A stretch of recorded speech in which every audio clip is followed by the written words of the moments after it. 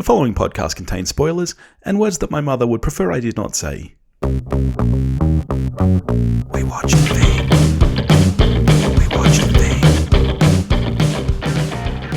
Hello, beautiful listeners, and welcome to We Watch the Thing. You're with me, Dave.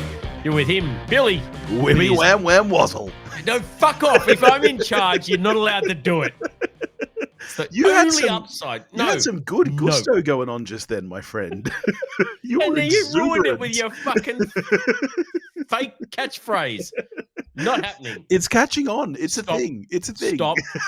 We're going to start again. Rewind. How you been, mate? No. I'm starting again. Well, I'm Welcome editing to this week, so it's all staying in. You're not. Welcome to We Watch the Thing. You're with me, Dave, and you're with him, Billy, and we're here today to talk about movies and no more stuff from Billy. Okay, good. There we go. Excellent. So what are we talking about this week, mate? Mate, we're talking about two things. We're finally going to get to Blue Beetle, new DC superhero film that's been out elsewhere in the world for well over a month. And we're getting our class on with some Poirot, my friend. Checking out A Haunting in Venice. Yeah, bit of Agatha Christie. Lovely. All right, well, how about we kick off with Blue Beetle first, which is, as I said, a 2023 American superhero film based on the DC character Jaime Reyes. Nice work, old man. It is the 14th. Keep going with the rest of the cast. Now, I'm curious about this. Wikipedia lists it as the 14th installment of the DCEU. My understanding was that this was not. This is kind of the first of the new DC. No. Does that mean that we're not going to see any more Blue Beetle after this? Because they're killing. Well, no. It's a weird sort of halfway point. According to the almighty Safran and what's his face? Gunn. Thank you. Fucking hell. Old man brain not working. According to James Gunn, this is the last of the DCEU, but the character will continue into the DCU. Okay. However, the events of this film are not part of the DCU. Okay. So the character will get a character reboot, and actor, etc., will be part of he and Safran's DCU. Yeah. But don't pay any attention really to the events of this film because they don't fucking matter. Probably and they are not canon, blah, blah, blah. You're showing your cards early. Fucking hell. Well, the film was directed by Angel Manuel Soto and written by Gareth Dunnett Alsosa and stars. Okay, here's where I'm going. No. You go in full guns blazing. Come on. Zolo, Mariduena, Adriana Barazza. Nice. Damian Alcazar, Raul Max Trujillo, Susan Sarandon, and George Lopez. Finishing strong. Nice. And what is it about, my friend? I'm so unprepared. I was going to go on and look at YouTube videos of how to pronounce all the names so I could correct you on everything, but I didn't do it. So as far as I'm concerned, that's all gospel. Well done. Nice work. It's about a class wars and poor Mexican folk being downtrodden by the horrible white people and young fellow encountering alien thing who gives him superpowers and then he has to battle Peter Parker. No, sorry, that's Venom. Same fucking story. Yes. But no, he uses a bunch of alien technology that he encounters to fight against the horrible capitalist man, and a huge well-to-do technology company has turned it to evil and starts making nasty weapons against the original founders' intentions. Yep. And has to go up against Tony Stark to fuck that's Iron Man. Yeah, this is generic as fuck. I mean, it is 100%. This movie for me was just like Venom meets Shazam, and this is going to be a controversial statement. I don't think this movie was actually as good as either of those. It's not even fucking close. This is mediocre as fuck. Yeah, I do not get. This is not even as good as Black Panther. I was thinking, oh, I'm going to be such an asshole. I'm going to be coming in with this preconceived notion that once again this movie is overhyped because it's pandering. But yes, it is that. But this is not even as good as Black Panther. I'm going to disagree with you a little bit there. One thing I was impressed by is I don't think this was so much pandering. This felt more authentic to me, I think. And the fact that we have diversity like this is fantastic. It's not the diversity's fault. I don't want to sound like I'm against that. I'm not. But I think it's, if anything, more offensive when the films that are thrown out to address that imbalance are so phony in their intentions. Yeah. This is, unlike Black Panther, this is not a fucking A-grade character within the comics. Yeah. None of the 3 iterations of Blue Beetle are fucking top tier. Yeah. Yes, Blue Beetle's been around forever, much as, and they make a joke about it in this. It's kind of like the poor man's Batman. Yeah. Blue Beetle actually started the same year as Batman, 1939. The character's got pedigree, all the way back. Yeah. But this is so, to me, this reeks of a boardroom of fucking fat white guys going, geez, that Black Panther shit did well over at Marvel. What ethnic superhero can we trot out to try and milk that teat? Well, we've got this one of the 3 iterations of Blue Beetle that was a Mexican guy. Yes, let's fucking trot that shit out. And we get this movie. And the movie's not terrible. It's fine. My problem with this movie, generically fucking fine. There are some bits of the movie where I was like, okay, maybe this is a 6. And then there are some bits where I'm like, no, this is a 3. So, you average that out, you get a very sub-average to mediocre movie, I think. Like, there are some bits that really work. Credit where credit's due. I think Xolo Maridueña, I don't know how to pronounce his name, our lead character, just like that, Jaime Reyes, he's fantastic. He has more charisma in his little finger than half of the fucking superheroes we've seen in the past 10 years. I think he's a really charismatic guy who plays really well on screen. I liked him a lot. Casting-wise, that's kind of where it ends for me. I liked his sister, but I don't think they really do much with her. Susan Sarandon was fucking oh my God, we'll get to her. Like, I think that he carries this film. He is probably the only reason that is worth watching this film for. And I'm glad to hear that at least the character's going to stick around in the DCU, because I'd like to see him do more of this. Hopefully they can improve. He is 100% the only reason to stick with this. Yes. Anything from this film, beyond this film. Susan Sarandon is fucking god-awful. She is... I get the actors having to take a job for a paycheck. She's not one of those fucking actors. She does not need the money. So why the fuck is she doing this? She is terrible. She acts terrible. The character's one. There is zero reason for her to be in this other than just raking home some money. And I have no time for that. She's awful. Yeah. And this movie is not going to make any money. So oh wow, is it tanking? Yeah. Overall, this film to me is a fucking mess. Yeah. It's totally a mess. It doesn't know what genre it's in. Half the time it's Robert Rodriguez. It's a poor man's version of a Robert Rodriguez Spy Kids movie.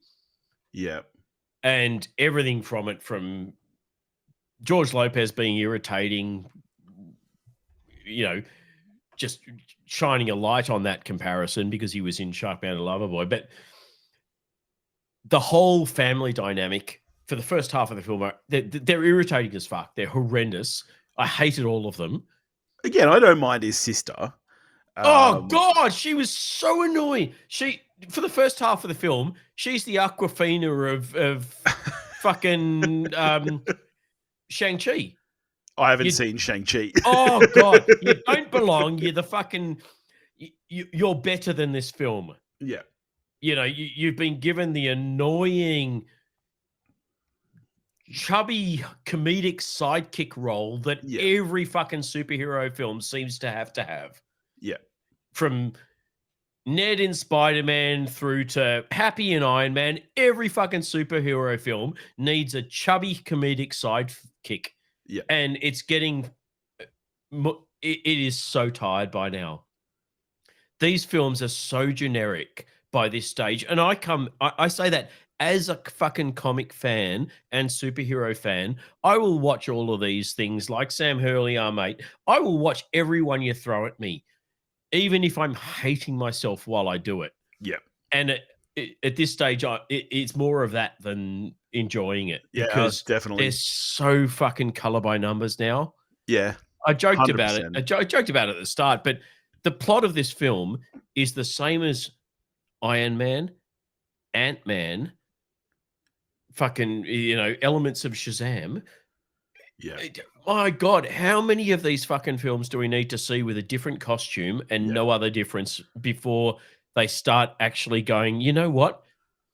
Yes, there's some similarity between these characters because of the, almost 100-year history of the comics, especially with and the rivalry between it's always rivalry between Marvel and DC. There's a lot of it's like Pixar and DreamWorks or whatever it is. That yes, you've got Ants and you've got Bugs Life, et cetera, et cetera. You don't need to make the same film. Fucking take the material and do something with it. Yeah, my biggest problem with this film, because like you said, they're all carbon copy. Honestly, we are at the point where the only thing that separates these films are the characters. And that's why I think Xolo he is the strong point. Yes, he's the reason to watch it. The villains in this film, both of them, are so bad. Susan Sarandon is bad enough. Her henchman guy, who I guess is the OMAC guy, who is our actual super villain, is one of the worst things that has ever been put on fucking film. Like, the entire film, he's fucking awful. And by the last 10, 15 minutes, I just fucking hated it. It was so... Well, the problem is, because these things are so fucking generic, you can't help but be comparing him to his forebears. And his forebears are William Hurt and fucking Tom Hardy, whatever, in Ant-Man. Yellow Jacket. Can't even remember his fucking name because he's Tom Hardy. But both of them are obviously superior actors. This guy had a decent character written for him. Unlike Sarandon or anyone else. No, at least he had some backstory. No, you had some backstory of worse. The backstory made it so much fucking worse. No, at least he had that. I'm not defending this character by any stretch. I agree. Backstory is good. It was the execution of it that was abysmal. Compare him to... I think I said William Hurt. I didn't mean William Hurt. I meant it was Jeff Bridges, I think, who was Obadiah Stane, or whatever the fuck his name was. Anti-Iron Man. Yeah.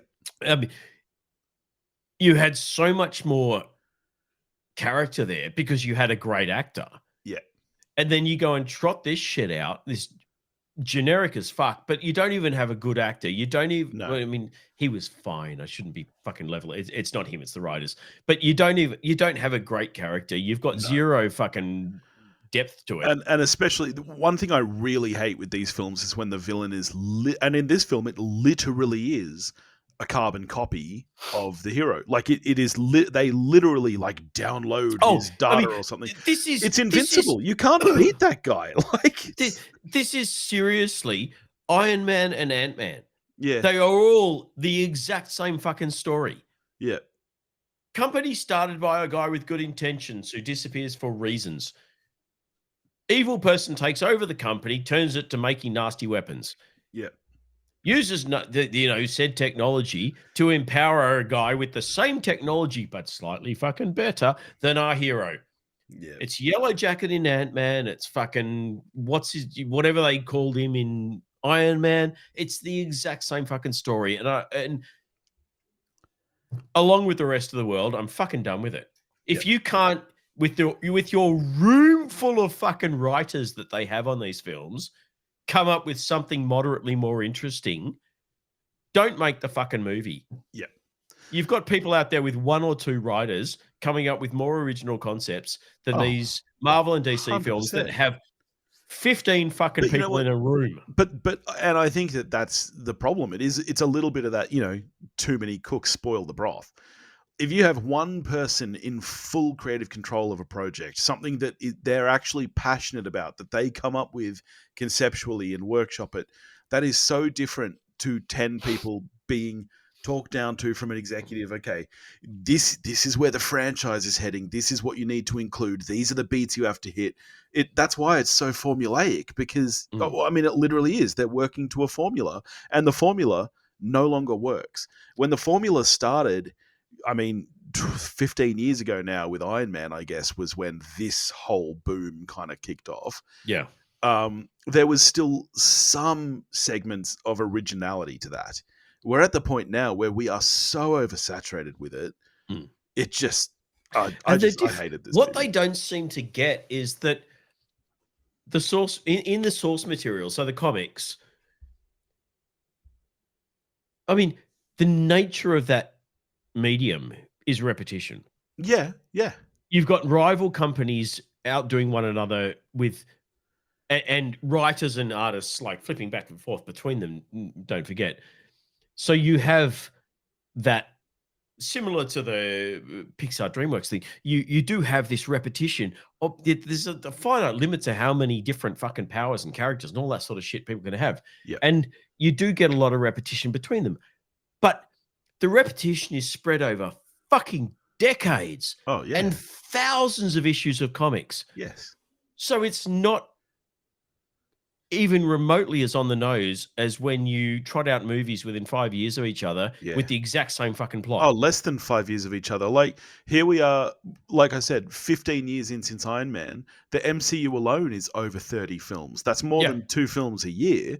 You're not counting DC in that. You're not counting all of the ones that don't even count as DC. 100%. Venom. They're trying to catch up on decades worth of canon. Yeah. And shoehorning this shit into these fucking movies. Like, oh my God, we can't forget to include this and this and this. And I mean, to a point it works because you've got a whole bunch of fans who've been waiting in the cases of people as fucking old as me, 40 years for this shit. Yeah. And so you forgive a lot. Yeah. Yeah, that's true. We're all past the point of forgiving shit now, and now we're, as you can see from like the MCU, we're starting to look at things a lot more critically, and where in Avengers Endgame, we'll fucking let a lot of flaws and faults go because it was such a giant fan service waterfall. Yeah, I mean, even when it came out, I was beside myself at how much I loved that movie. But I look at it now and I'm going, yeah, you're a fucking 3.5 out of 5. There's a lot of fucking problems with it. Yeah. And everything since then, we're all looking at a lot more critically. Yeah. And the same goes for DC. And if you're not bringing something new to the table, like Matt Reeves did with the Batman, we're not. Too. No, stop. Would you like to derail my argument some more? If you're not bringing something new to the table, whether you liked it or not, like Matt Reeves did with Batman, if you're not bringing your own thing, if you're literally just trotting out the same shit, I don't think people are going to stand for it anymore. And we're seeing it with the box office returns on all of these films. Yes, they're all failing because it's lazy writing, and the studios seem to just feel that they can just throw a whole bunch of fan shit at the screen at the expense of good writing, and it's going to work, and it's not anymore. Yeah, I thought the visuals were really inconsistent too. Like, some of the CGI, I think, is actually quite strong. Agreed. And then some of it is insanely bad. Oh, and it just, there's just no consistency to it. So, and even like, not even sequence to sequence, shot to shot, even the entire last sequence of this film is such a raging mess, and I don't need the family there. I don't want the family there. The jokes about the grandma being, a rebellion, like, it was funny the first time, but it's throwaway. By the 7th shit. time, it's like, please, and it's throwaway. Stop. It's never actually followed up on. We don't hear anything about her revolutionary past. No. It's a throwaway line. there's literally just there so she can have a funky scene where she holds a big gun. Yeah. But And the I'm like, inconsistencies fuck off. within that too, like he is so strict the whole movie about no, I won't kill people. I won't kill Oh, people. And that final I'm sequence, I fucking haven't got to the tonal dead inconsistency cunts yet. left and right. Yeah. This movie is a tonal fucking mess. Yeah.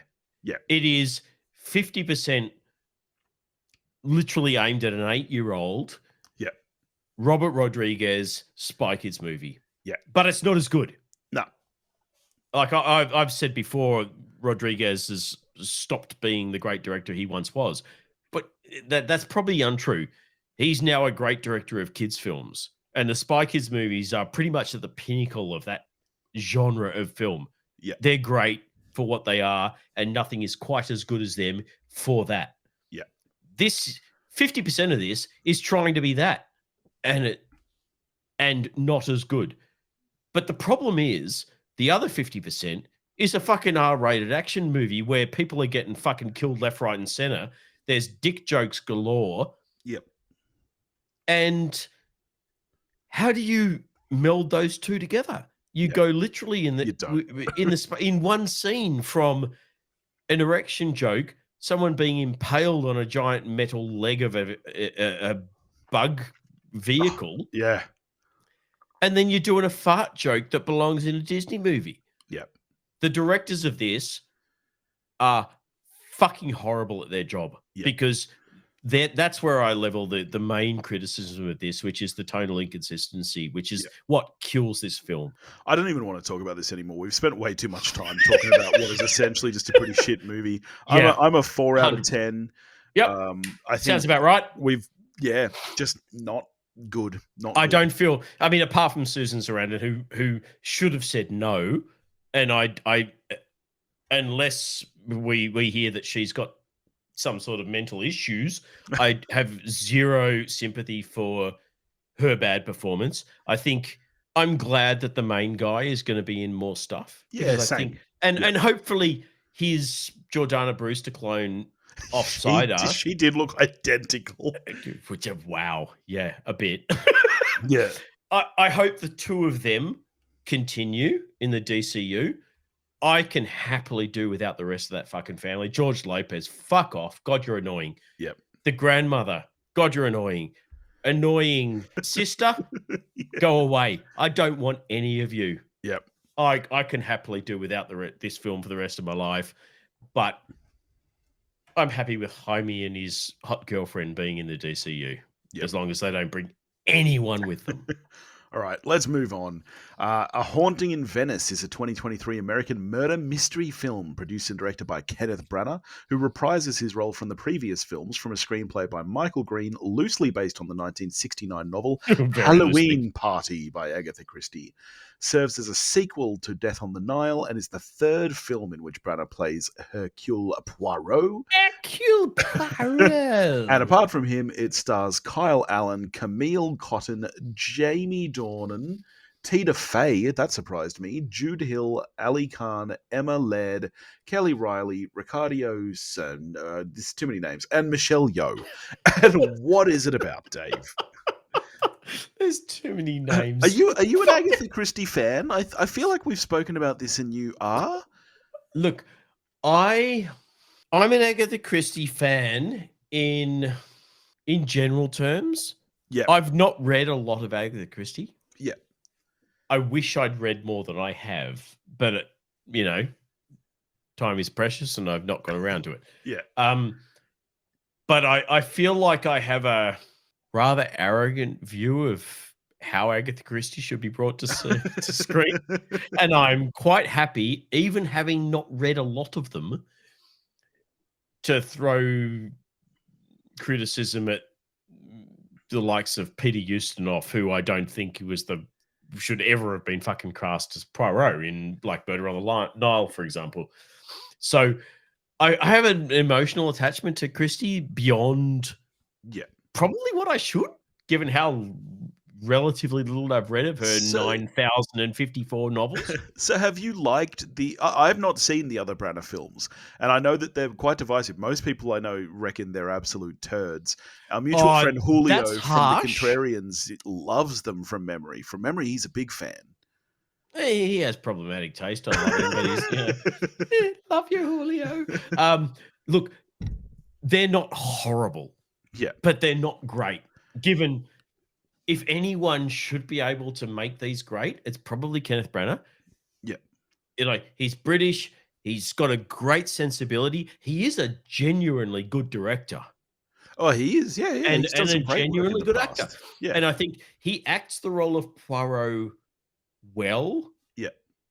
For purists like me, he will always fall short to David Suchet, who did the I don't know if it's BBC or one of the other channels, but he did the TV series for many years and is the perfect Poirot.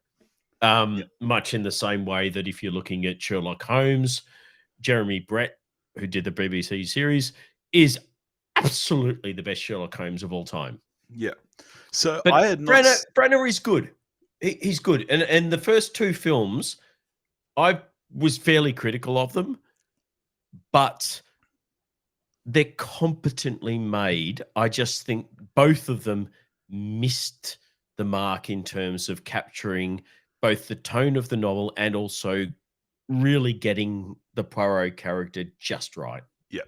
So I had not seen the others. I knew nothing about this film. I've been seeing like 3 films a week lately because I'm still kind of, not working all that much. Rock and roll. But that said, I would not have seen this if it weren't for the show. If you hadn't messaged me and said, "Hey, let's do a double with this as well," I wouldn't have seen it. And That's fair. I think I'm just going to show my cards early. I think it's fine. I think this is a fine film. I didn't love it. I didn't hate it. Some of it works, some of it doesn't. It's thankfully short, which is nice. There is some very interesting, direction and cinematography going on. The cinematography really took me by surprise. Like, there's some interesting placement of camera going on. Agreed.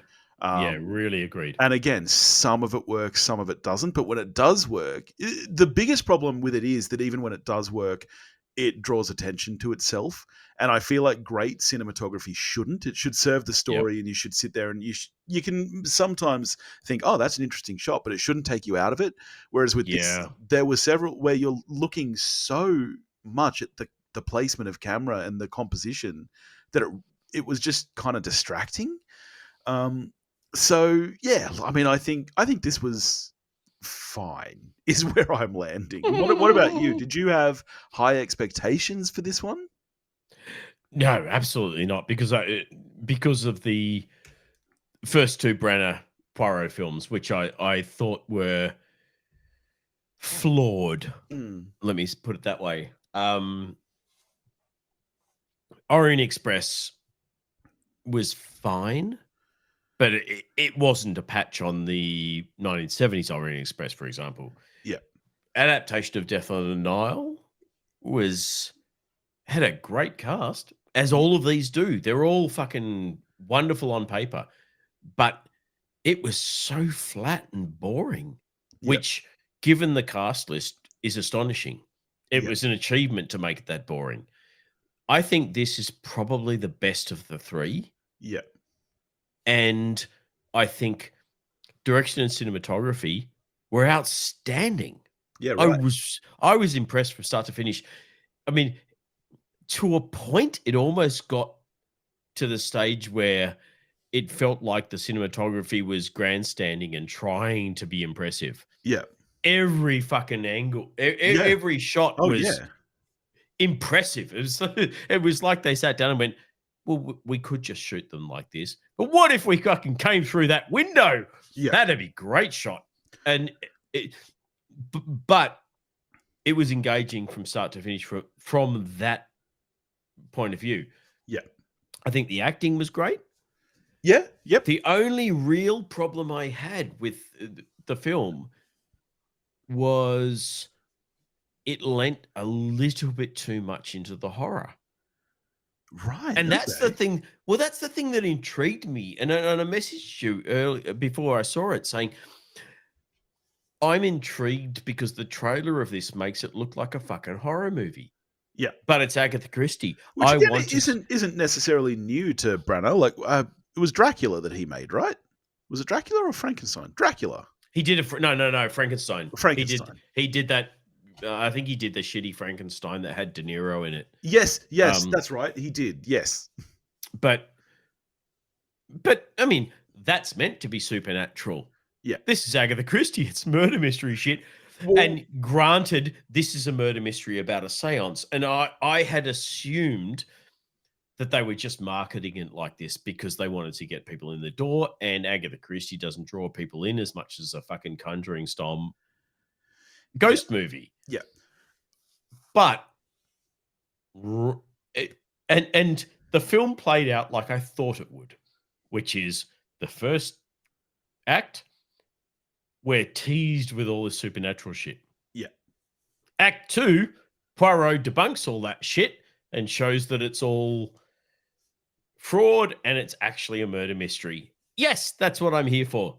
Act 3 closes that all out and then teases us with the fact that there's fucking supernatural shit. And I'm like, no. What's supernatural stuff? Because I disagree. My big problem with the structure of the film is that it played to me like a Scooby-Doo episode.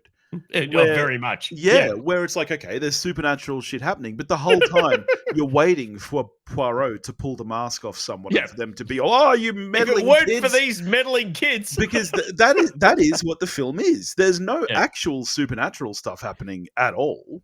Oh, no. The very end, where we actually see, spoilers. I mean, if you're listening to this point in a whodunit review, you don't care who done it. But when you actually see the mum dragged off into the water, pulled off the tower, and she falls into the water, and you see her, she's dragged down into the depths by the ghost of her daughter. They actually show the fucking ghost. How did I miss that? I don't know. I don't remember seeing. Did we watch the same thing?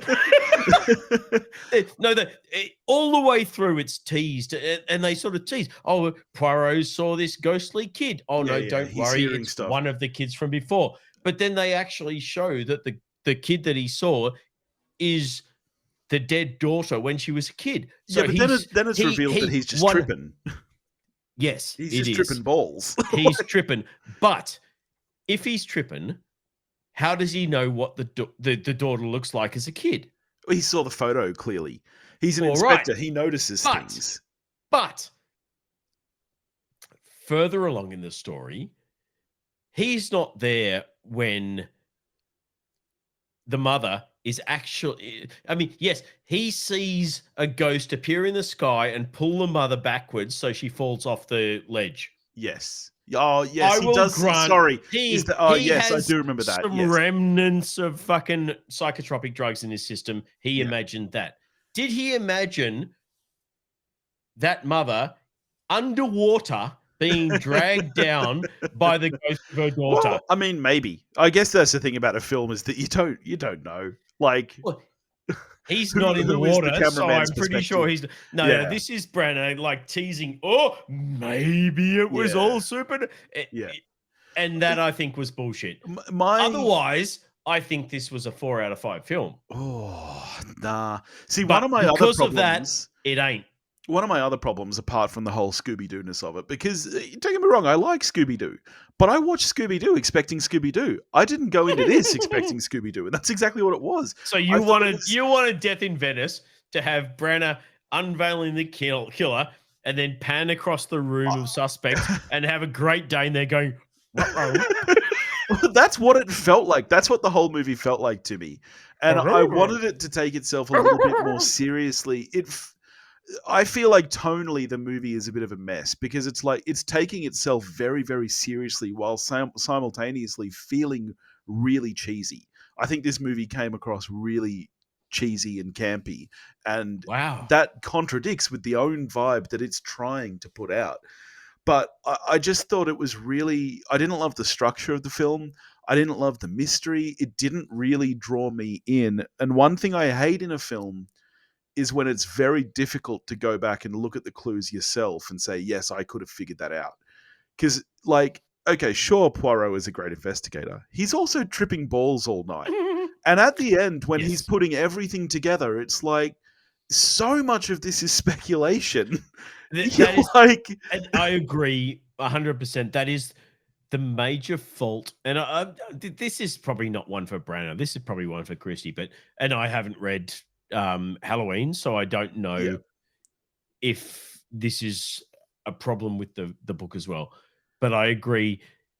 The major thing with a whodunit is you need to get to the end of it and go, I could have worked that out if I'd been paying attention. Exactly. You need to go, I didn't see that coming. When your main investigator and viewpoint is high as a fucking kite for the entire film and everything he sees is a hallucination, that's all lost. Yeah.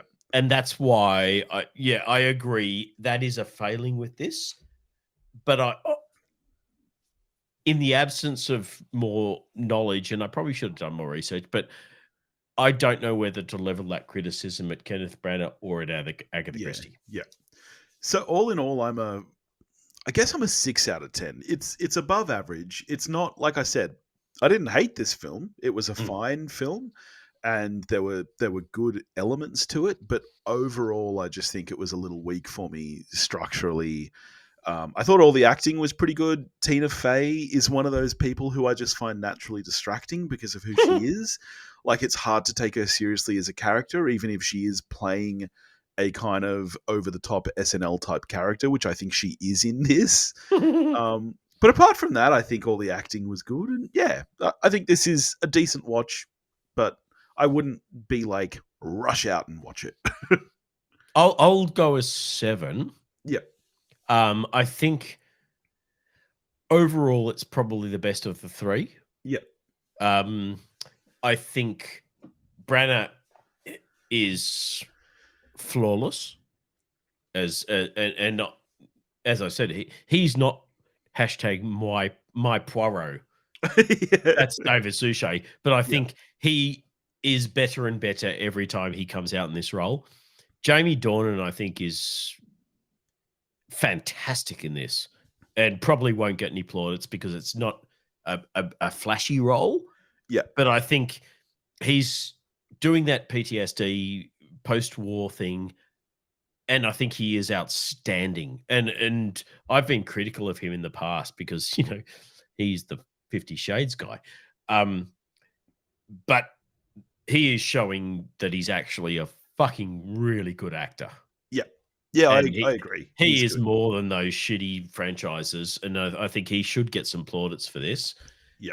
I think the cinematography overall is fantastic.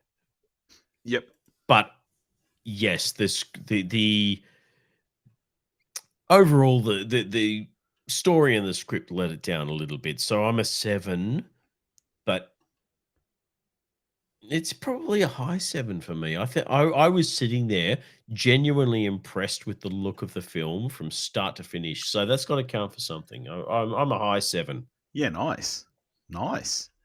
All right, what should we get to next week, mate? The only thing coming out at cinemas. The Creator. Nah, that's still the week after. Yeah, that's not till the 28th, I believe. Oh man. Yeah. Same day as Saw X. Oh, in fact, even that, it says advanced screenings. So I don't know what the actual release date is, but from the 28th, we get advanced screenings. The only thing coming out next week is that new Indian horror film that I think you saw a trailer for. That's the one I mentioned ages ago, and I couldn't fucking see again. It Lives Inside is what it's called. That starts Thursday. I don't know if we're interested enough in that or if we should do a throwback. I haven't seen a trailer since that first trailer. Yeah. But and to be fair, that first trailer was being compared with the shit horror trailers that were coming out at the time. I remember it looking vaguely impressive. So I'm keen to see it. Let's talk off mic and we'll come back. Yeah, we should probably have a backup. Yeah. All right. Well, in the meantime, if you want to get in touch with us, you can do that at wewatchedathing.com or wewatchedathing@gmail.com. You can find us on Facebook, Instagram, or X, where we'll give it to you, all under the handle at wewatchedathing. If you want to help support the show, you can do that at patreon.com/wewatchedathing and hear our new music show. We're recording episode 11 tonight. And I should say, that show, fucking better than this show. This show's fine. Like, I like talking movies, but the fucking music show, yeah. Oh my god! I was actually wondering if at some point we just transition to a music show. We'll see. We'll see what happens. All right. Check it out though. Fuck, it's good. We'll catch you next week. Hello. Bye.